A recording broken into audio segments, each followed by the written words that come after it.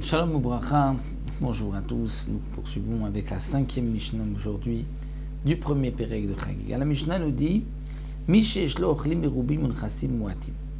Notre Mishnah nous parle de la mitzvah de Shlamé Chagiga. C'est-à-dire, comme nous l'avons vu, il y a une mitzvah d'apporter un korban shlamim au moment de la fête, au moment des 3 fêtes de pèlerinage. Celui qui a Yeshlo Ochlim Merubim, c'est-à-dire il a une grande famille, il a beaucoup de bouches à nourrir. Il y a beaucoup de gens qui vont manger, mais il n'a pas beaucoup d'argent.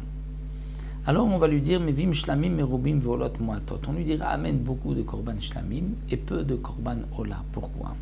Le korban ola est entièrement brûlé. Personne ne va en manger. Et lui, il a des bouches à nourrir.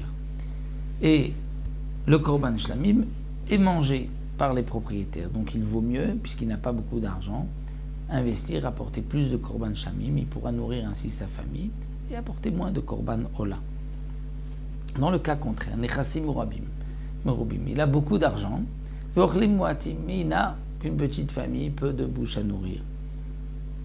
Alors là, mais violot merubot shlamim muatim, on va lui dire amène plus de korban ola, puisque le korban ola c'est un sacrifice qui est entièrement brûlé, un cadeau pour Hachem, plutôt que d'amener des shlamim, puisqu'il y a une part pour les propriétaires, et là il n'a pas beaucoup de bouche à nourrir.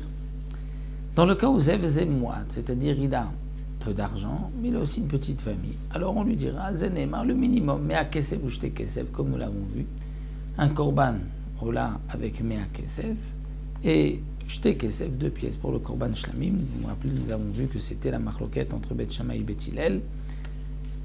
Pour Beth Hillel, c'est le korban ola qui est d'une pièce, et Chagiga de 2 pièces, pour Beth Shammai, c'est le contraire. Et dans le cas où Zev Merubim, il a à la fois beaucoup d'argent, mais il a aussi beaucoup de bouche à nourrir. C'est là où le pasuk nous dit, chacun en fonction de la bracha que Hachem lui a donnée. Si il a beaucoup d'argent, alors il pourra amener beaucoup de korban ola, beaucoup de korban shlamim. Donc comme nous l'avons vu auparavant, il y a donc un minimum. Et le minimum, c'est pour celui qui a peu d'argent et peu de bouche à nourrir. Et il n'y a pas de maximum en fonction de ses moyens. Donc nous avons vu la différence entre korban ola et korban shlamim, puisque korban ola est entièrement brûlé. Shlamim, il y a une part pour les propriétaires, donc pour sa famille. Donc nous avons vu dans quel cas il vaut mieux apporter plus de korban shlamim, moins de korban ola, et dans quel cas plus de ola, plus de shlamim. Terminé cette Mishnah.